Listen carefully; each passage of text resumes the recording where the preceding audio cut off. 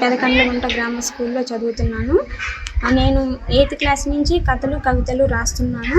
ఎన్నో కథలు కవితల సంకలనం అవన్నీ కలిసి మంచికంటి సార్ వాటిలన్నిటిని ఒక పుస్తకంలాగా తీసుకొచ్చారు. వేదన అనే కథలో సింగిల్ పేరెంట్ ఉంటే ఎన్ని ప్రాబ్లమ్స్ ఉంటాయి, అలాగే మిడిల్ క్లాసు ఫ్యామిలీస్లో పిల్లలు ఎన్ని సాక్రిఫైస్ చేయాల్సి వచ్చింది అనేవన్నీ బయట జరిగే సమాజంలో జరిగే విషయాలన్నింటినీ ఆ కథలోకి తీసుకురావడం జరిగింది. నేను ఒక 8th క్లాస్లో ఉన్నప్పుడు 7th సగం నుంచి స్టార్ట్ చేశాను. 8th వచ్చేసరికి అది పుస్తకం రాయడం అనేది జరిగింది. దాని గురించి బొమ్మలు సంగాపు శ్రీను అన్న వేశారు. వారికి ప్రత్యేక ధన్యవాదాలు. అలాగే నన్ను ఎంకరేజ్ చేసిన నా పేరెంట్స్కి ప్రత్యేక ధన్యవాదాలు. నేను రాసిన కథలన్నింటిలో నుంచి ఒక కథను ఎంపిక చేసి దానికి ఆ పుస్తకం పేరుగా పెట్టడం జరిగింది. వేదన అని ఆ పుస్తకానికి పేరు పెట్టడం జరిగింది. రాష్ట్ర స్థాయిలో గ్రంథాలయానికి గుర్తింపు వచ్చింది. ఈ విషయం నాకెంతో ఆనందంగా ఉంది. అమ్మాయి పట్టుకున్న ఆ దృక్పథము చాలా సహజంగా ఉంది, తర్వాత ఇంటలెక్చువల్గా ఉంది. సో ఎందుకు అమ్మాయి అంత పర్ఫెక్ట్గా రాయగలిగింది అంటే ఆ అమ్మాయి బాగా చదవగలిగింది.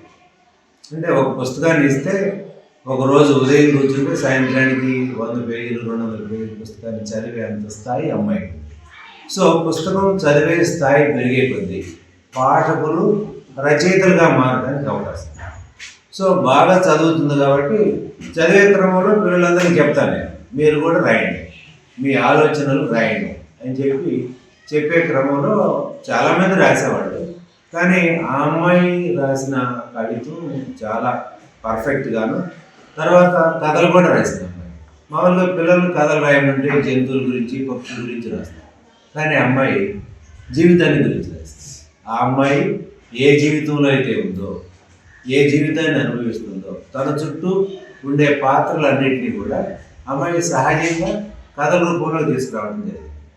సో కథలు కవితలు రెండూ ఈ అమ్మాయి రాసింది కాబట్టి ఒక పుస్తకం తీసుకొస్తే బాగుంటుందనే ఉద్దేశంతో పుస్తకాన్ని తయారు చేయించి ఆ పుస్తకాన్ని మరో గ్రంథాలయ ఉద్యమం తరఫున మేమే ప్రింట్ చేశాం.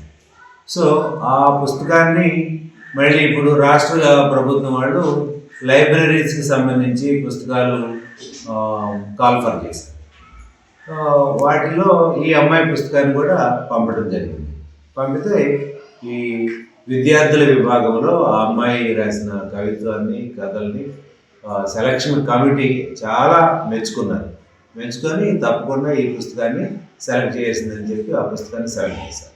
సో ఆ విధంగా రాబోయే కాలంలో అన్ని రాష్ట్రంలో ఉండే అన్ని పాఠశాలలకి ఆ అమ్మాయి పుస్తకం రాసిన తర్వాత ఏం పేరు పెడతావు, నువ్వే పేరు పెట్టమని చెప్పాను. నేను పెట్టవచ్చు, మంచి పేరు పెట్టవచ్చు, కానీ నువ్వు రాశావు, నీ పుస్తకానికి నువ్వే పేరు పెట్టుకుంటే వేదన అని చాలా గొప్ప టైటిల్ అనమాట. అంటే మొత్తం ఎసెన్స్ ఆ పుస్తకంలో ఉండే కవిత్వం కథల సారాంశం మొత్తాన్ని కూడా అమ్మాయి వేదన అని తన చుట్టూ జరిగే ఆ జీవితాన్ని గురించి అమ్మాయి టైటిల్ కూడా రాయడం జరిగింది. సో ఆ విధంగా ఆ అమ్మాయి ఇక్కడ ఉన్నప్పుడు చాలా పుస్తకాలు జరిగింది. చాలా పుస్తకాలని అమ్మాయికి పెద్ద పెద్ద గ్రంథాలను కూడా చదివే స్థాయి అమ్మాయికి వచ్చింది. సో ఆ అమ్మాయికి నేనేం చెప్పానంటే, నువ్వు అద్భుతమైన తెలివి నీలో ఉంది, అంటే పిల్లల్లో చాలా అద్భుతమైన తెలివి ఉంది. సో అలాంటి అద్భుతమైన శక్తి నీలో ఉంది. ఆ శక్తి ఈ పుస్తకం ద్వారా, కవిత్వం ద్వారా, కథల ద్వారా బయటకు వచ్చింది. కాబట్టి నీ టార్గెట్, నీకు ఒక గోల్, జీవితంలో నీకు ఒక లక్ష్యం అనేది ఎంచుకోవాలి, అది గొప్ప లక్ష్యం అయి ఉండాలి. అందుకు మాకు చాలా ఆనందంగా ఉంది. ఆ అమ్మాయికి కూడా ప్రత్యేక ధన్యవాదాలు తెలియజేస్తున్నాం.